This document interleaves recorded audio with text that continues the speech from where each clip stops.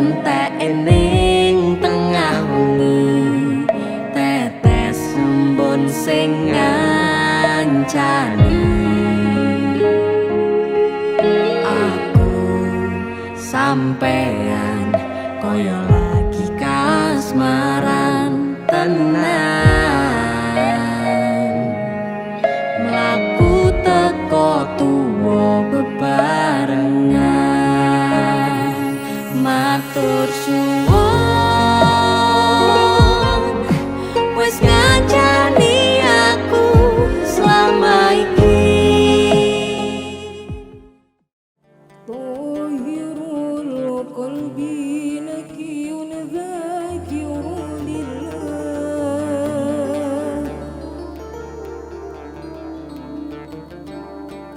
المصطفى الصفي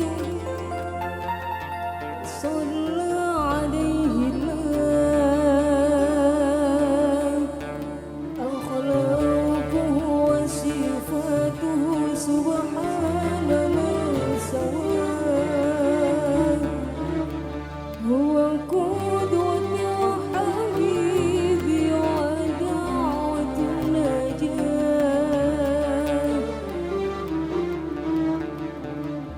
يا رسول الله يا حبيب الله فاكتب لنا نلقاه ندعوك يا ربنا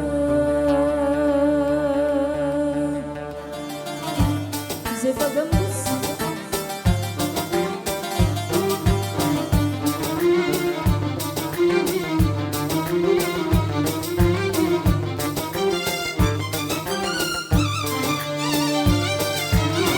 مولاي صل وسلم دائما ابدا على حبيبك خير الخلق كلهم مولاي صل وسلم دائما ابدا على حبيبك خير الخلق كلهم يا ربي صل عليه يا ربي صل عليه يا ربي صل عليه صلاة الله عليه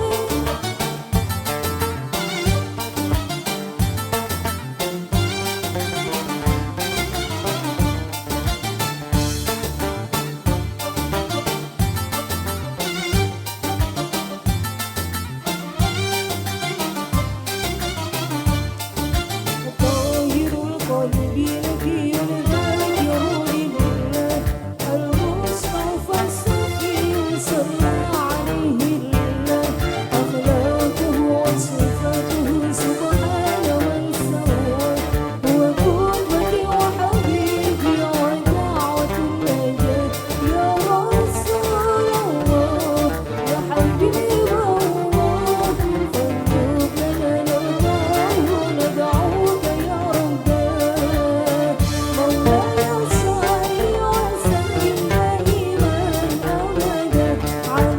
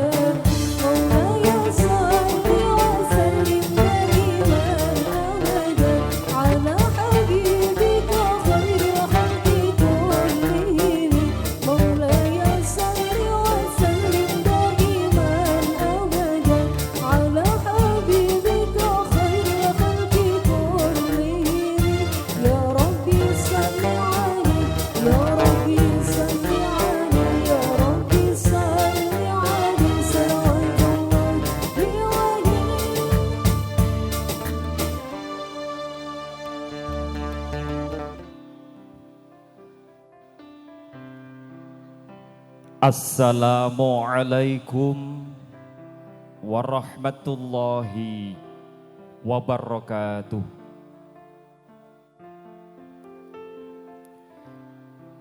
Nuwun kula nuwun. Sih wiloso saha berkahing Gusti ingkang Maha Suci. Kasarasan kawilujengan, kawidadan, kayuanan, katentreman, tuwin kabagyan, mugi tansah kajiwa, kasalira, kapatedhakna, hamberkahi hangayomi bring panjenengan sami dalasan kula waradin sagung dumadi. Bismillahirrahmanirrahim. Alhamdulillahi rabbil alamin. Assalatu wassalamu ala sayyidina wa habibina wa syafi'ina wa qurrati a'yunina Muhammad sallallahu alaihi wasallam. Amma ba'du.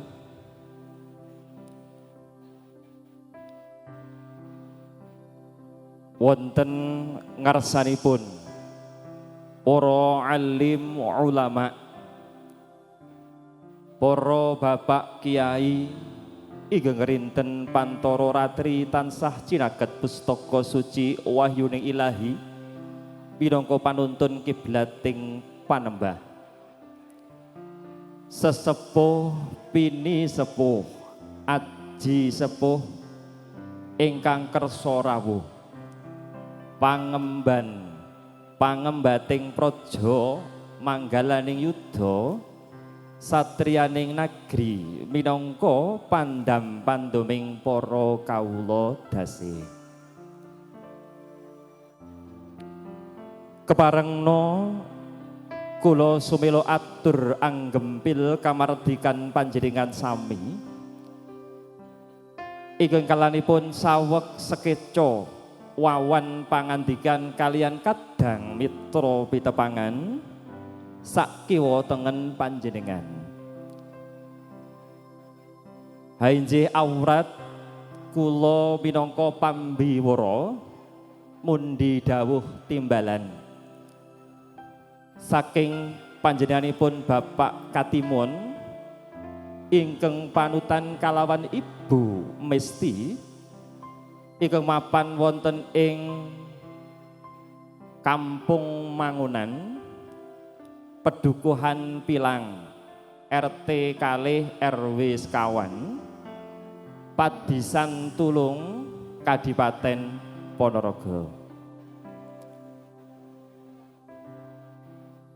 Pirawuh sami sesarengan panjenengan sumangga kawula dherekaken tansah manengku puja hastawa tuwin puji hastuti ngaturaken syukur pangalembana ing ngarsanipun Gusti Allah zat ingkang maha kawasa. Anenggih awit saking rumentahing rahmat taufik saha hidayahipun ing satemah hambabar daya kekiatan sehingga kita sami wonten ing enjang punika saged hanjenengi menapa ingkang dados pamundhutipun Bapak Katimun miwah Ibu ingkang hanetepi darmaning asepuh Hamiwaha Putra Mahargya Siwi. Duninjih putra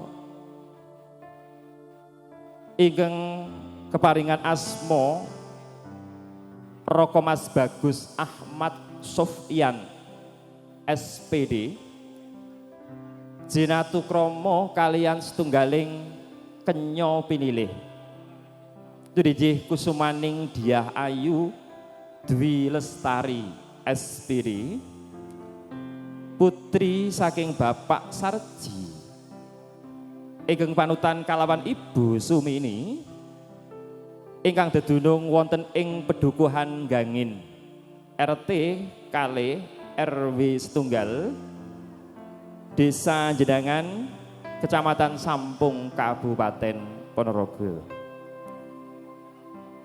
Sedaya nikmat sumangga kita syukuri biqaulina tahmid alhamdulillahi rabbil alamin. Sholawatullah ma'assalam mugi tetep kakunjukno ing ngatasipun pembudinen kita Rasulullah lumantar ucapan wausan sholawat Allahumma sholli ala sayyidina Muhammad wa ala ali wa ashabihi ajma'in. Ngaturaken pambagya harja sugeng rawuh kunjuk mring para tamu undangan ingkang sampun kepareng rawuh hangestreni pamundhutipun ingkang mengkugati. Kasekecakno anggenipun sami pinarak lenggah kanthi mardikaning panggalih sinambi ngrahapi pasegahan ingkang sampun kasamaptakaken lumantar kadang pramusaji.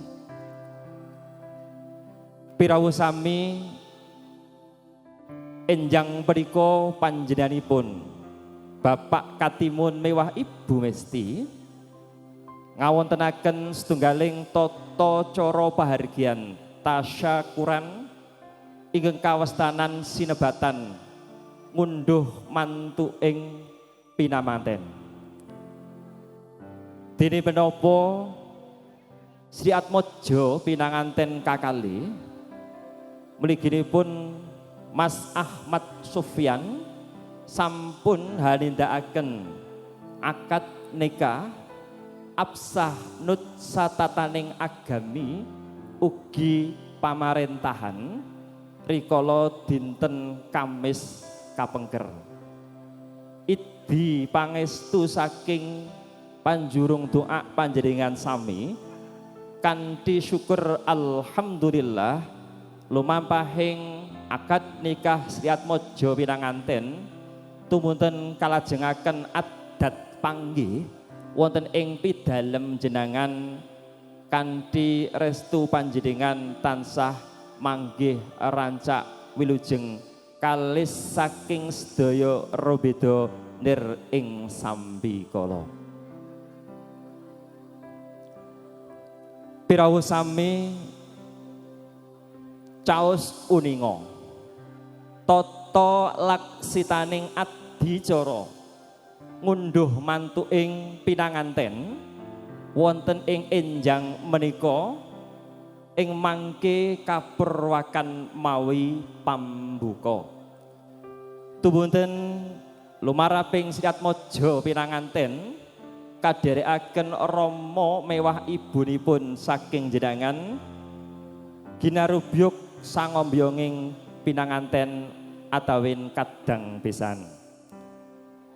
Saparipurnanipun tumunten Sri Atmaja pinanganten badhe hanindakaken adat krobongan. Saparipurnanipun pangandikan pasrah tuwin panampen kembul hajat dawuh pambagya harja wilujeng. Bidangka pitungkasing adicara Sri Atmaja pinanganten kekalih ing mangke samapta jumeneng wonten ing sangajengan ingkang saperlu nguntapaken konduripun para tamu kanthi ajawat asta sekeparengipun. Pirawuh kakung mewah putri ingkang winantu ing pakurmatan ejang menika lumaraping pangunduhing Sri Atmaja pinanganten sidang kuyung kadang kula Zeva Musik aliran Gambus ingkang dedunung wonten ing Kabupaten Magetan. Mugi kersa mahanani ing penggalih pirawuh sami. Kanthi mengkiteka tata laksitaning adicara sumangga binuka sesarengan kanthi waosan basmalah Bismillahirrahmanirrahim.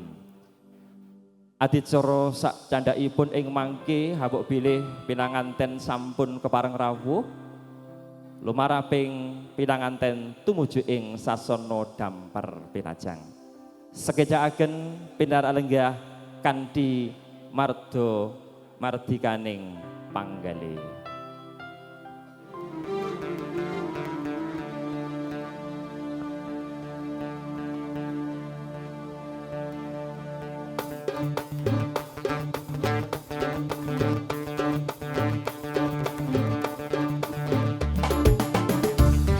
Zeva Gambus,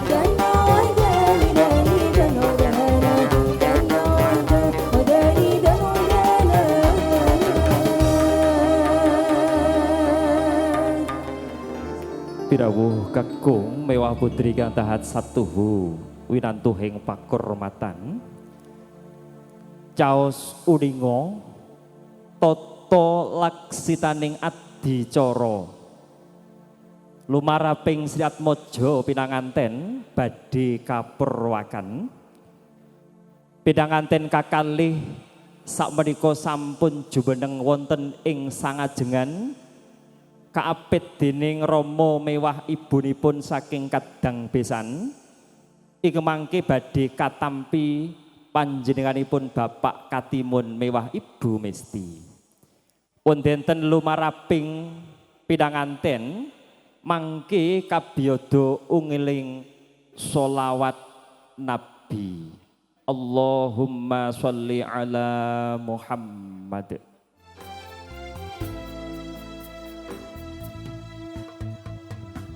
السلام عليك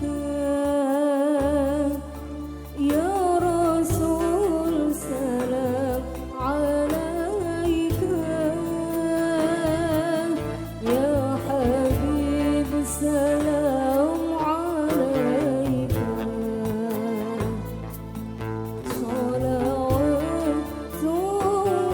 عليك يا نبي سلام عليك يا رسول سلام عليك يا حبيب سلام عليك صلوات عليك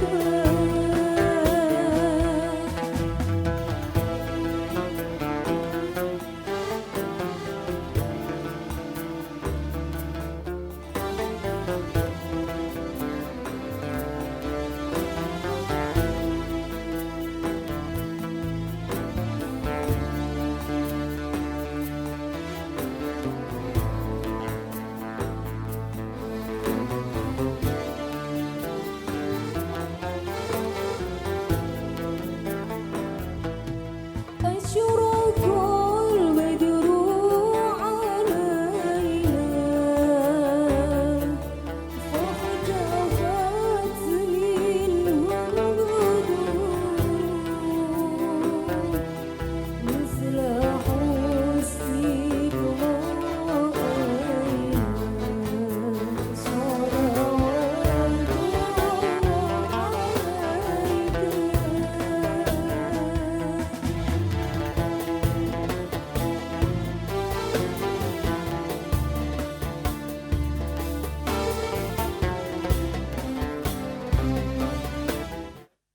Sampun lurus raharja lumaraping Sri Atmaja pinanganten kawistara sakmenika sampun kalenggahaken wonten ing dampar pinajang ngaturaken sugeng rawuh mring kadang besan Sutrisno tumunten badhe kagelar tata cara pahargyan nuwun inggih adat kerobongan.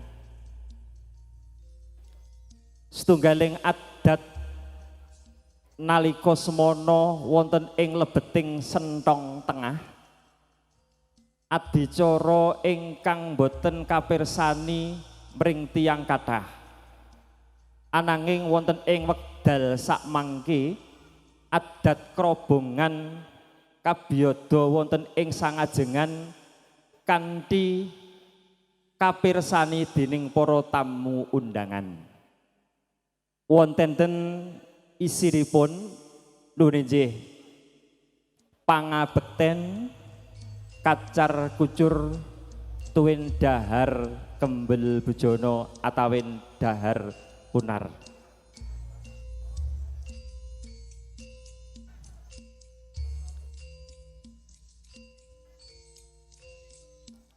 Pirawuh sami tata laksitaning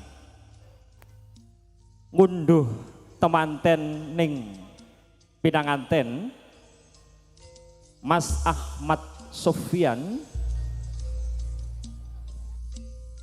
kaliani Mas Ayu Dwi Lestari bidangka netepi adat Widi Widono kawiwitan saking akad nikah tumunten adat panggih ingkang sampun kagelar wonten ing pidalemipun Bapa Sarji miwah Ibu Sumini ingkang mapan wonten ing jenengan Sampung. Wekdal samangke kagelar ngunduh pinanganten.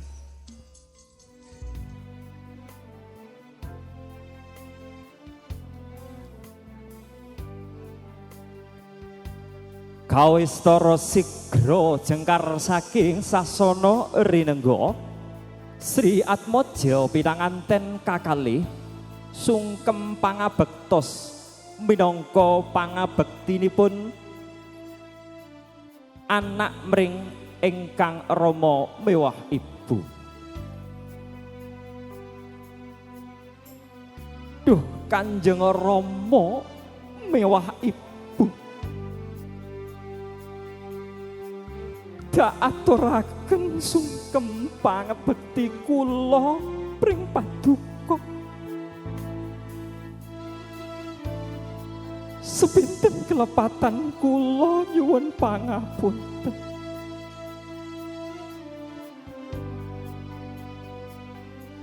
Donga restu paduka Rama Ibu.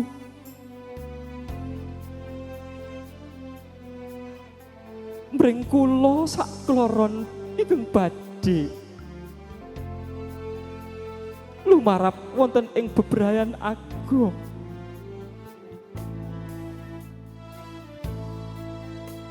Mugia sakinah ayem tentrem.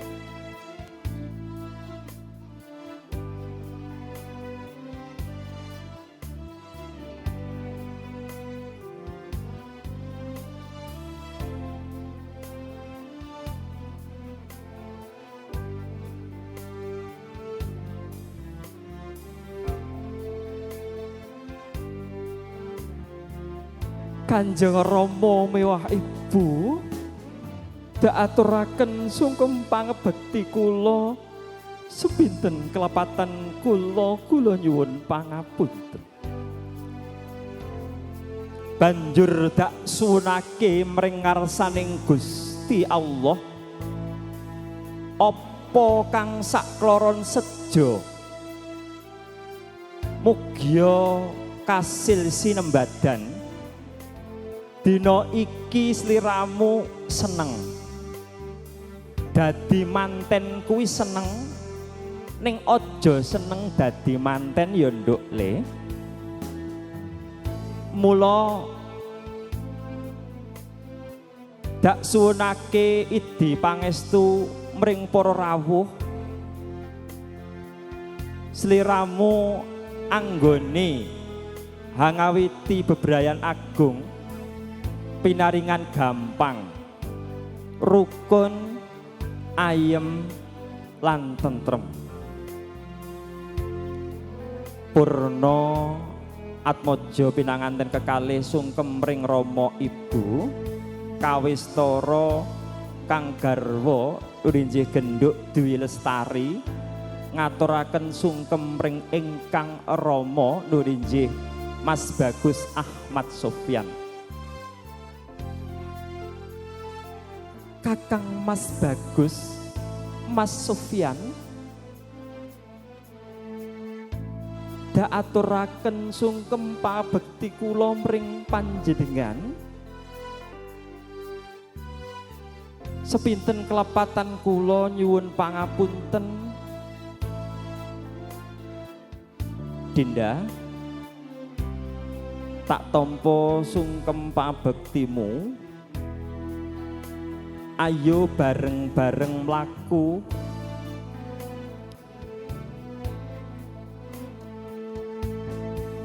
kacer kucur wong krama ginawe saking kencana duit receh campur beras lan bumbu pawon. Minangka pralambang gunakaya lan rejeki ingkang luber, duit ingkang cacahe selawe, sepisan kanggo selawase, muga-muga Sri Atmaja pinanganten sepisan ing dina iki muga-muga kanggo selawase. Amin Allahumma amin.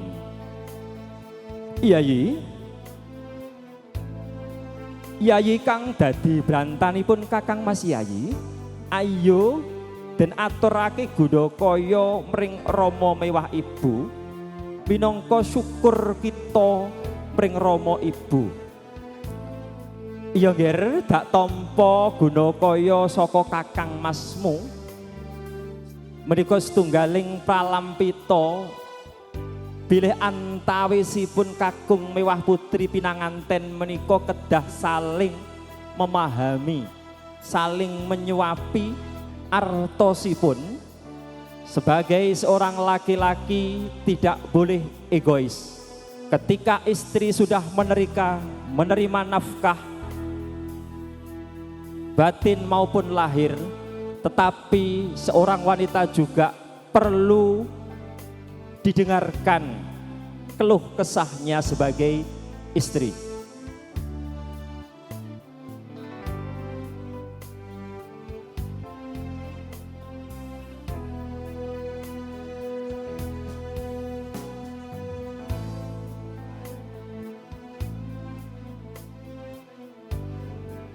Ngunjuk tirta abrit, abang, merah sing berarti wani.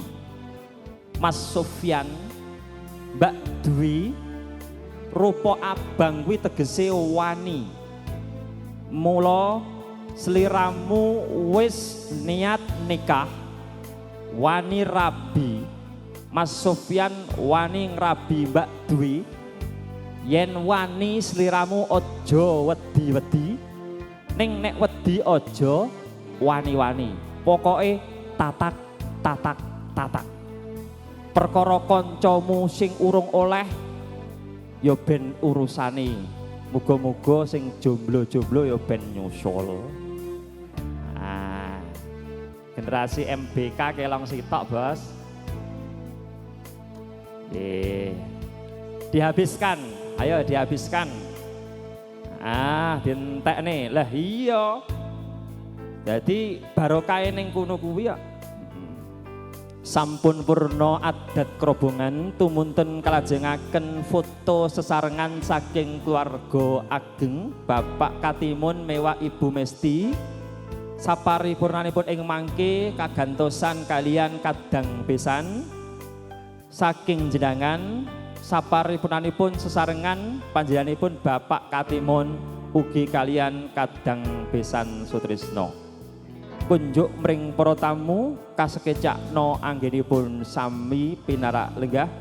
Nuwun. Pirawuh kakung mewah putri ingkang winantu sagunging pakurmatan.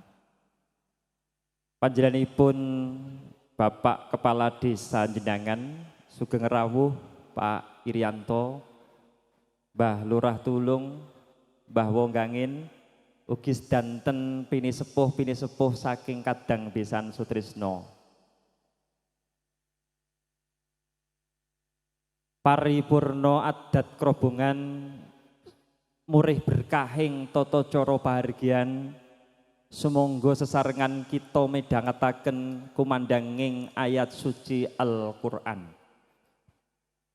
Salebeting waosan ayat Qur'an kasuwun sedanten pakaryan kita sigeg sawetawis ingkang saperlu kita midhangetaken kalam-kalam ilahi ingkang menika badhe kawaos dening Al Ustadz Mukhlis Hidayat. Sasono tuwin swasana wara kasumanggaaken.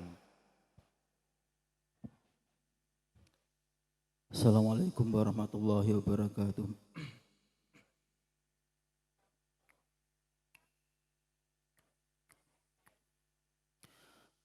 A'udzu billahi minasyaitonir rajim.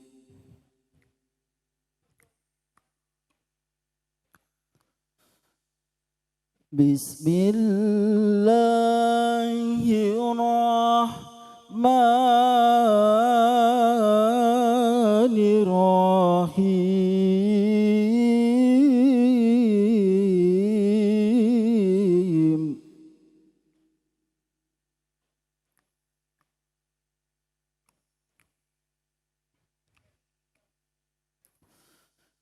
Ya ayyuhan nasut taqu rabbakumul ladzi khalaqakum min nafsin wahidah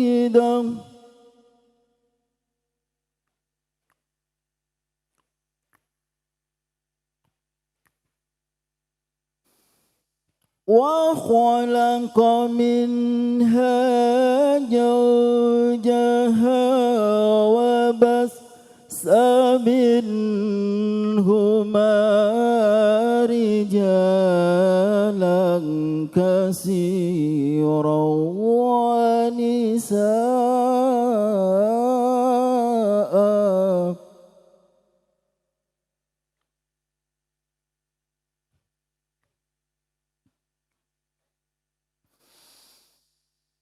واتقوا الله الذي تساءلون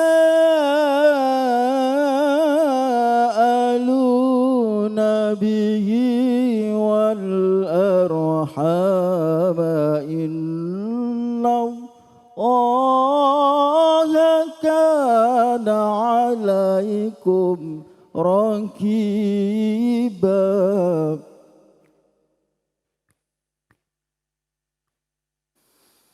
Bismillahirrahmanirrahim.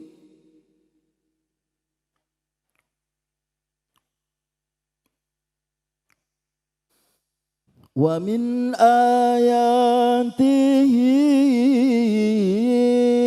an khalaqa lakum min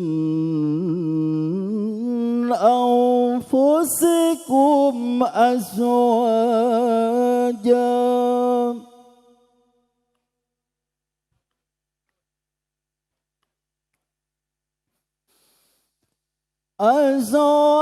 azwajan litaskunu ilaiha wa ja'ala bainakum mawaddatan wa rahmah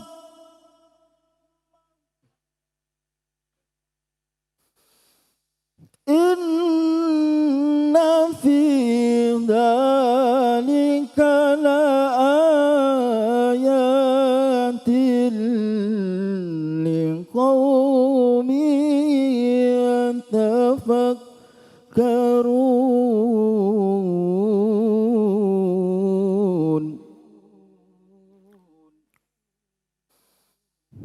Inna fi dhalika la ayatin liqaumin yatafakkarun. Sadaqallahul azim. Assalamualaikum warahmatullahi wabarakatuh. Wabarakallahu ajma'in. Adungkap adicara sak candhaipun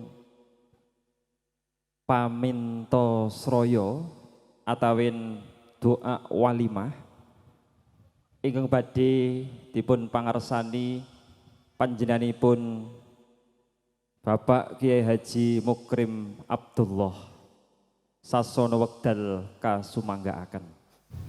Assalamualaikum warahmatullahi wabarakatuh. Allahumma sholli ala sayyidina Muhammad wa ala ali sayyidina Muhammad. Alhamdulillahirabbil alamin. Barakallahu lama fi adihima.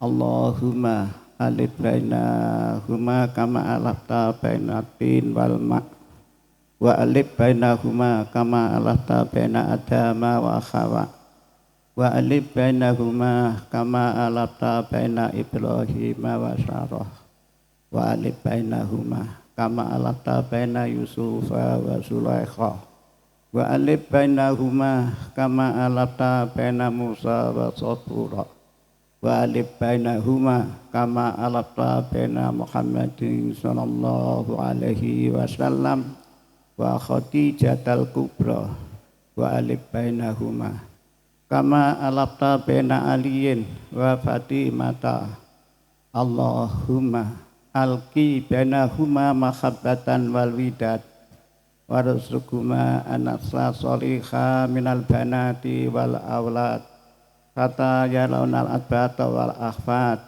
wa wasi' alaihima min rizqil halali ma yakunu lahuma kifayatan wazat wahfat huma min makayidil khalqi ajma'in Allahumma salimna min bala'i dunya wa adzabil akhirah bijahi nabika Muhammadin sallallahu alaihi wasallam wa kalamil qadim Rabbana atina fid dunya hasanah wa fil akhirati hasanah wa qina adzabannar wa dakhilna jannata mal abrar ya azizu ya ghaffar ya rabbal alamin al-fatihah a'udzu billahi minasy Alhamdulillahirabbil alamin arrahmanir rahim maliki yaumiddin iyyaka na'budu wa iyyaka nasta'in ihdinas siratal mustaqim siratal ladzina an'amta 'alaihim ghairil maghdubi 'alaihim waladdallin amin ihdinas siratal mustaqim wassalamualaikum warahmatullahi wabarakatuh. Repsi demper manem bebasan suket godhong datan ana kang obah musik ingkang kasuwanten namung suwantenipun ayat suci Al-Qur'an saha paminta sraya. Mugi menika pratandha sinembadan panyuwunanipun Sri Atmaja pinanganten sembodo kang sinedya kang kaesti dadi inayah dening Gusti ingkang Maha Suci. Amin amin Allahumma amin. Pirawuh hadungkap tata laksitaning adicara sak candhaipun nurinjih dawuh pangandikan pamasrahing Sri Atmaja pinanganten atawin wakil saking kadang besanjenengan. Kunjuk dhumateng piyantun ingkang sampun kapiji nyenyulihi dawuh sasana tuwin swasana wara kasumanggaaken. Assalamualaikum warahmatullahi wabarakatuh. Alhamdulillahi rabbil alamin wa bihi nasta'inu ala umurid dunya waddin. Wassalatu wassalamu ala asrofil anbiya'i wal mursalin sayyidina wa maulana wa habibina Muhammadin wa ala alihi wa ashabi ajma'in amma ba'du fala khawla wa la quwwata illa billahil aliyyil azim. Qadratal muhtaramin para alim, para ulama, Bapak Yai, Ibu Nyai, Bapak Haji, Ibu Hajah, ingkang tansah dipun mulyakaken dening Allah Subhanahu wa taala. Para pinisepuh, sesepuh, adi sepuh ingkang dugi bekten, dumateng para pangban pangbatim puraja satrem negari mandhapipun dumateng Bapa Pala Desa Tulung saha Bapa Pala Desa Jenangan ingkang kawula mulyakaken. Njenenganipun Bapak Katimun dalah gotrah keluarga ingkang kawula hormati. Sangjanging para tamu kakung sawana putri ingkang pantes sinutarsana. Keparenga kawula ing mriki sumawa atur gempil kamardikan panjenengan sedaya.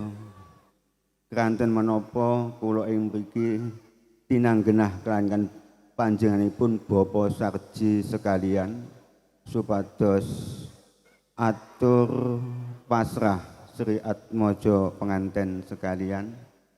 Saderengipun kawula ngaturaken wasipun gati wonten ing rikalan menika supados jumbuh kalian agaming kita rasuk. Monggo kita langkung ngaturaken syukur dumateng ngarsa dalem Allah Subhanahu wa taala ingkang sampun paring mapinten-pinten kerahmatan, kenikmatan, keberkahan dumateng kula panjenengan sedaya sehingga wonten ing rikalengan menika kula panjenengan pinaringan kawilujengan tebih saking sambikala.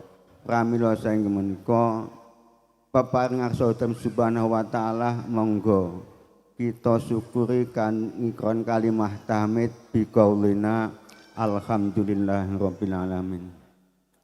Sholawat ugi salam mugi tansah katur dumateng junjungan kita Kanjeng Nabi Agung Muhammad sallallahu alaihi wasallam ingkang saged kita ajeng-ajeng syafaat utawi pitulunganipun wiwit wonten ing donya ngantos dumugi benjang wonten ing yaumul qiyamah.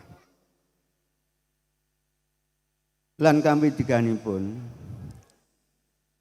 kawula ing mriki tinanggenah kaliyan Bapak Sarji gotrah keluarga supados ngaturaken atur pasrah Sri Atmaja penganten sekalian. Saderengipun kula ngaturaken wasipun gati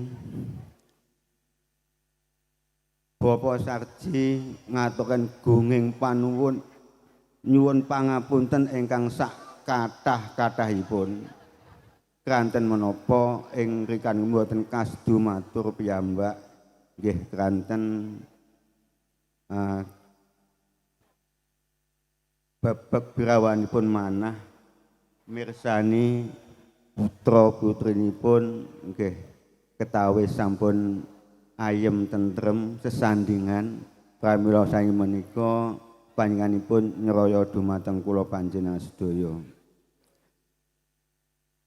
Bapak Sarji sak keluarga lumantar kula langkung ngaturaken salam taklimipun katur dumateng panjenengan Bapak Katimun gotrah keluarga kanthi atur assalamualaikum warahmatullahi wabarakatuh.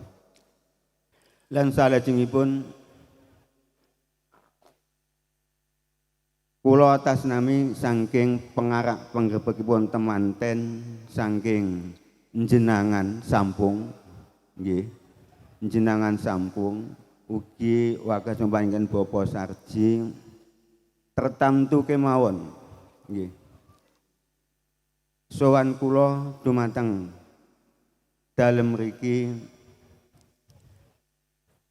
kathah kalepatan nggih saking tandang tanduk munamuni lan sak panunggalanipun nggih kranten mboten namung tias tunggal kalih tamtu kemawon benten-benten pemanggihipun daipun Kanjeng Nabi al insanu nau menungso widarine warna-warna tingkae warna-warna panganggite warna-warna pangandikanipun. Pramila sing menika sedaya kelepatan lumantar kula nyuwun gunging samudra pangaksami ingkang seageng-agengipun.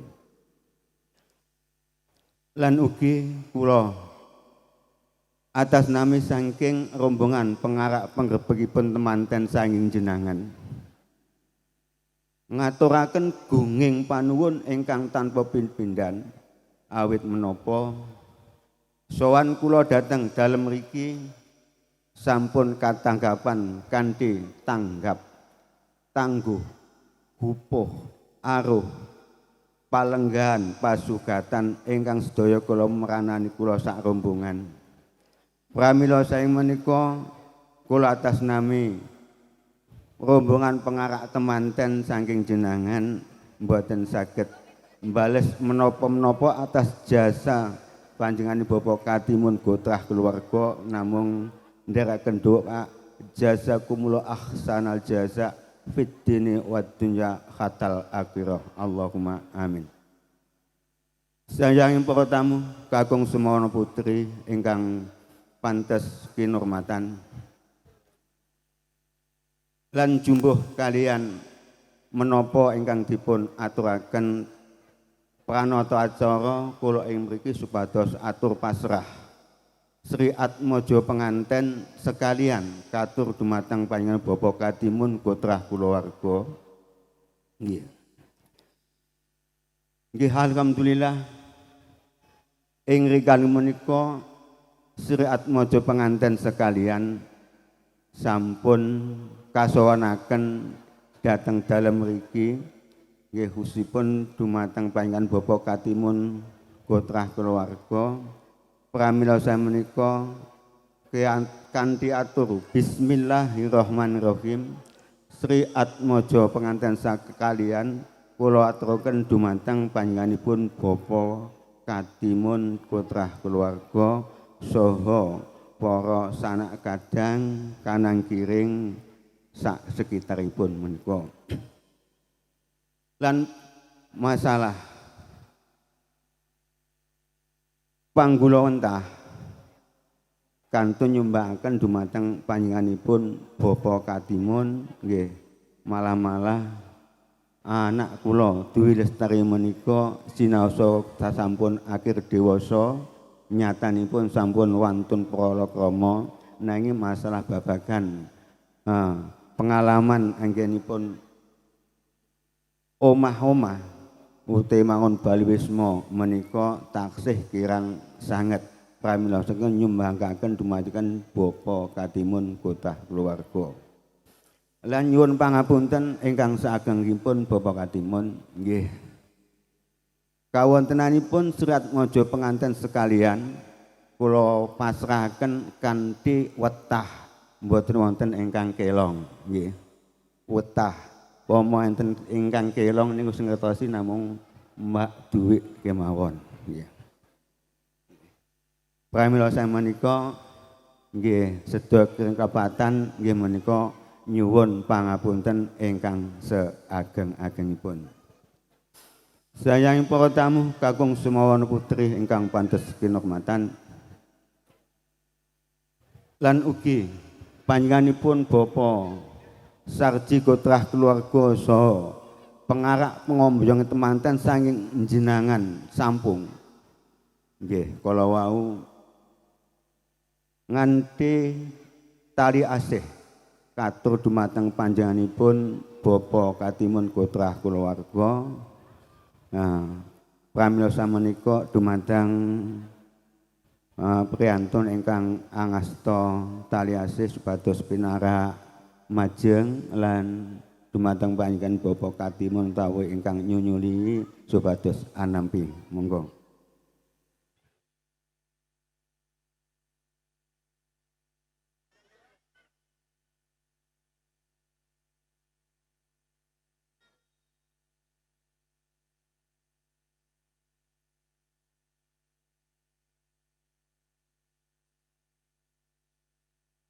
Nggih alhamdulillah tali asih sampun katampi nanging perlu dipun mangertosi menika namung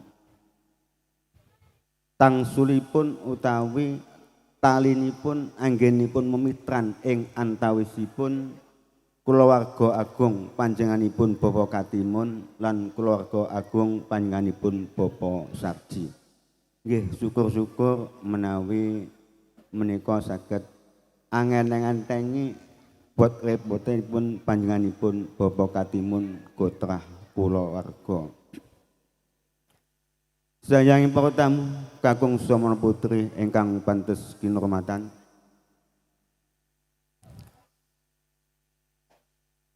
Lan salajengipun nggih kala wau wonten pamelingan saking panjenengan Bapak Sarji nggih mbok bidya anggenipun wirawiri cara jawinipun terteran manten sing 10-an dina sing selapanan menika supados cekapa menika kemawon dadosipun mbok bilya mangke Sriat Mojo pengantin sekalian tilik dateng tiang sepah kalipun jer menika menapa sakmenika Mas Supyan kalih Dik Dwi Lestari menika kagungan pidalem kalih saha anggadhahi bapa biyung kalih upami dateng dalem jenengan supadosa Sriat Mojo pengantin sekalian kemawon nek upami dateng dalem wangunan nggih kesanipun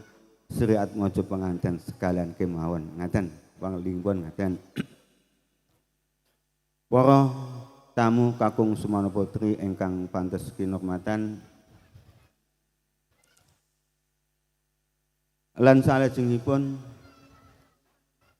nggih mbok bilya mangke pawean wonten ringgan menika sampun paripurna pengarak pangrep temanten sanggenengan pareng nyuwun pamit nggih.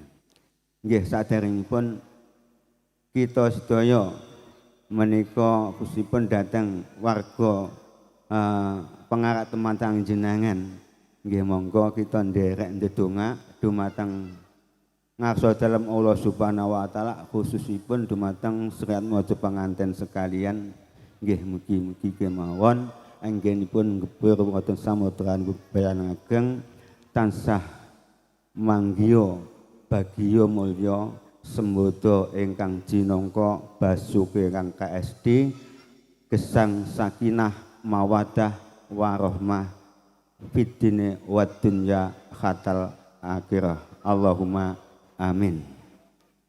Mbok bilih mekaten ingkang kula aturaken nggih mangke menawi sampun paripurna anggenipun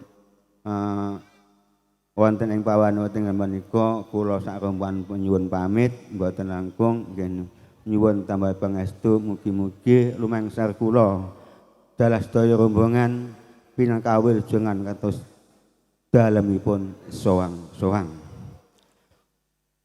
Sayang para tamu kang Samana Putri ingkang pantes kinurmatan lan sajalengipun kula minangka talangipun basa kathah atur kula ingkang boten nuju prana ugi anglenggana kirang sesepan wahwana wonten ing reh subasita basa tuwin sastra purwa madya lan wusananipun sedaya kepan pangpunten wa akhiron billahi taufiq wal hidayah wassalamualaikum warahmatullahi wabarakatuh. Tatas titis wijang wijiling pangandika pamasrahing Sriat Mojo piranganten ugi wakil kadang pisan.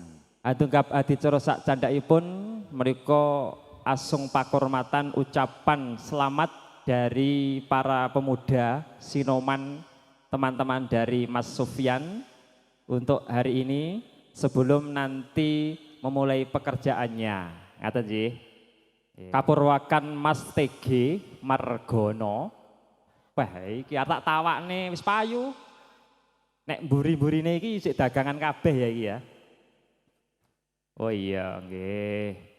Menika Mbah Rianto dagangan kula. Nah, mboten kacekapno kalian Mbak Dwi mawon. Iki ya Joko Nom, Joko Tuwek akeh iki. Ya, nek dudane ora enek iki. Nggih. Paripurna ngaturaken ucapan selamat ke poro remaja badhe ngaturaken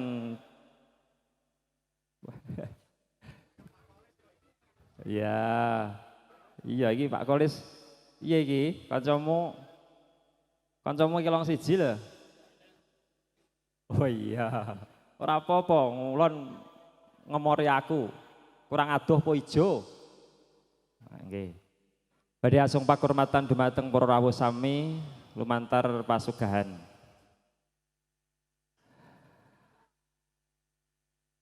Wonten adicara sakjadhaipun nulinjih lerem sahono ingkang badhe kaginakaken kadang pramusaji caos pakurmatan hanya rengi adicara menika mangke saking Magetan badhe ngaturaken panglipur mring para tamu sadaya.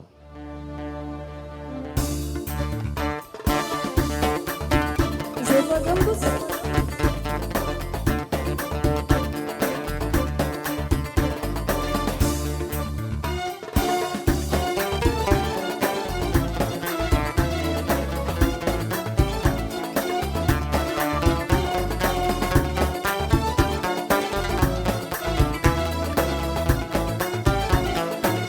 Ingin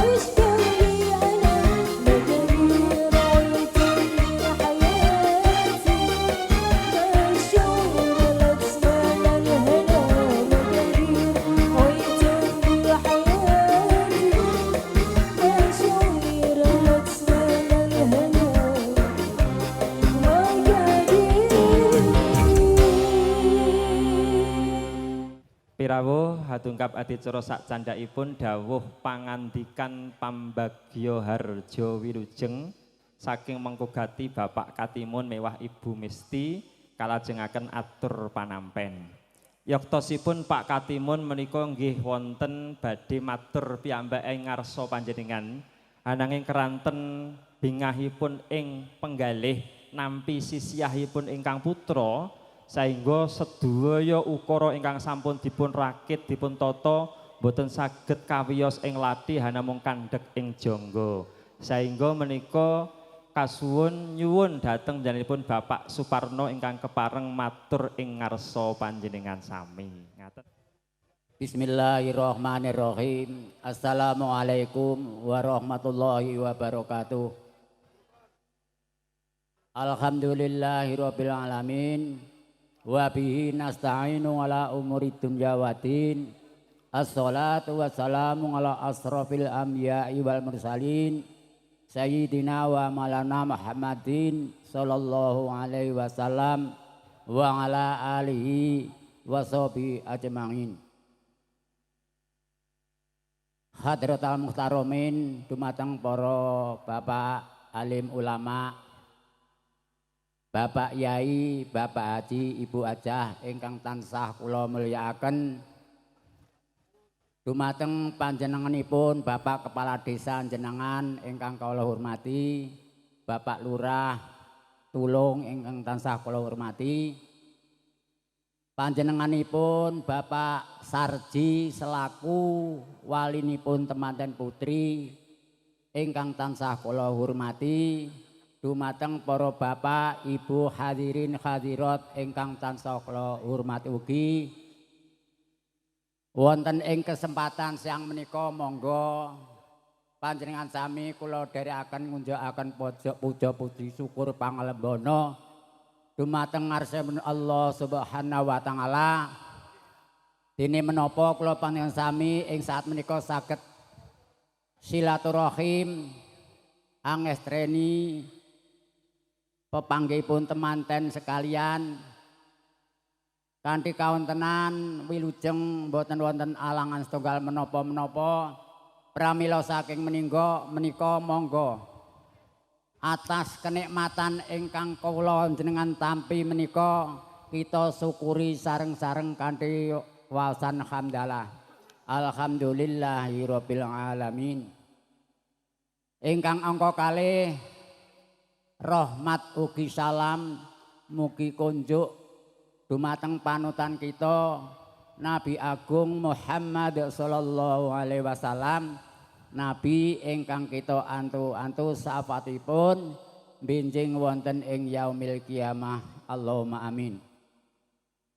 Para bapak, para ibu hadirin ingkang tansah kula hormati, kula ing mriki selaku wakil saking Bapak Katimun sekalian ibu minangka tiyang sepuhipun temanten kakung inggih menika Ahmad Sufyan sepisan ngaturaken marhaban ahlan wa sahlan bi hudurikum, ngaturaken sugeng rawuh matur suwun atas rawuh panjenengan sami.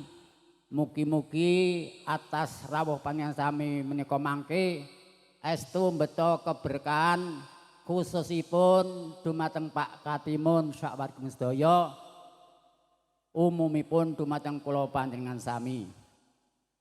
Ingkang saklajengipun nggih ngaturaken sedaya klepatan mbok bilih anggenipun nampi rawuh panjenengan sami sadangunipun panjenengan pinarak lenggah wonten ing mriki wonten kekiranganipun saking segi menapa kemawon, saking gupuh aruh papan palenggan minggahipun dumateng pasegan kula minangka sesulih atur estu nyuwun pangapunten ingkang saageng-agengipun.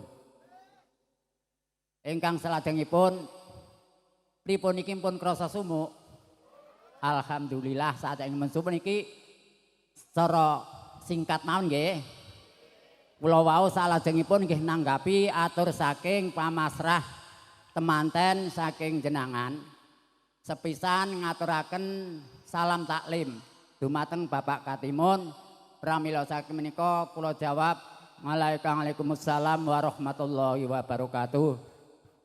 Ingkang angka kalih menika ngaturaken sedaya kelepatan. Masalah kelepatan menika dumawah sami-sami nggih. Dados menika ngapunten ing ngapunten.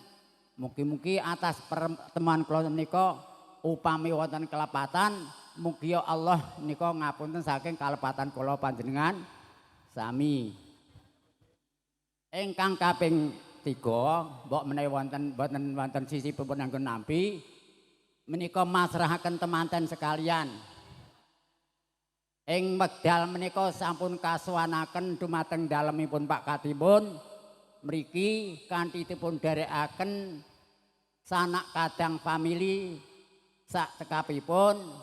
Pramila sak menika alhamdulillah panjenengan sami sampun saged angestreni mboten sanes nggih dipun suwuni doa restu. Mugi-mugi temanten sekalian menika saged bangun rumah tangga, saged keluarga ingkang sakinah mawaddah warahmah. Lan pasrahipun menika ing mriki kula jawab bismillahirrahmanirrahim. Bismillahirrahmanirrahim. Tawakkaltu la haula wala quwata illa billah. Temanten sekalian kula tampi kanthi asta kalih kanthi bingahing manah. Mugi-mugi kula sak warga saged bina bangun rumah tangga putra kekalih saged guyub rukun tentrem ayem. Mbok menawi wonten dalem mriki nggih Pak insyaallah Pak Katimun saged ngaraken tumuju dumateng keluarga ingkang sae. Ingkang salajengipun menika atur tali asih alhamdulillah mugi-mugi kanthi tali asih ingkang kaaturaken Pak Katimun mangka wau saged ndadosaken ngrumaketaken keluarga mriki kalian jenengan. Mugi-mugi saged nasarepaken kanthi ingkang sae-saenipun. Ingkang salajengipun menika anggenipun terteran semut mriki menika dipun cekapi wonten ing wekdal menika. Alhamdulillahirabbil alamin. Nggih mbok menawi anggenipun badhe silaturahmi keluarga mriki mboten batesi sak wanci-wanci saged menawi temanten sekalian tenggal dalem kilan menika nggih nyumbangkaken. Ingkang salajengipun ingkang terakhir mbok menawi ing menika pepanggihan mbok menawi sampun cekap samudayanipun keluarga saking jenengan menika badhe nyuwun pamit. Pramila saking menika kula minangka wakilipun mboten sanes nggih namung nderekaken sugeng tindak sugeng kondur. Mugi-mugi kondur jenengan menika estu pikantuk ridhonipun Allah Subhanahu wa taala saged wilujeng awit saking riki dumiki dalemipun piyambak-piyambak. Mbok menawi mekaten saking kula anggen kula matur wonten kelepatan nyuwun pangapunten. Wa akhiran wassalamualaikum warahmatullahi wabarakatuh. Pirawuh sami kawistara Sriatmaja pinanganten kakalih sakmenika sampun jumeneng wonten ing sangajengan ingkang saperlu nguntapaken konduripun para tamu sadaya kanthi ajawat asta sekeparengipun. Pirawuh sami sumangga adicara pahargyan ngunduh mantu ing pinanganten kita pungkasi kanthi waosan hamdalah. Alhamdulillahirabbil alamin.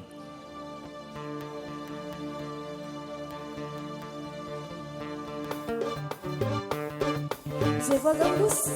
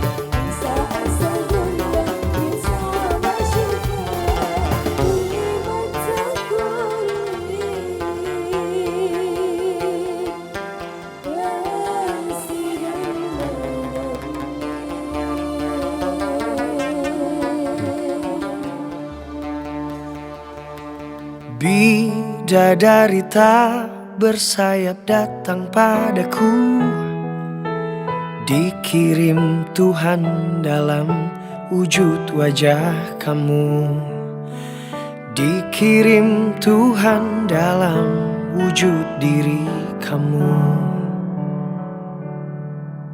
Sungguh tenang ku rasa saat bersamamu, sederhana namun indah kau mencintaiku.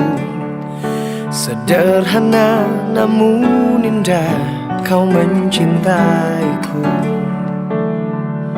Sampai habis umurku, sampai habis usia, maukah dirimu jadi teman hidupku?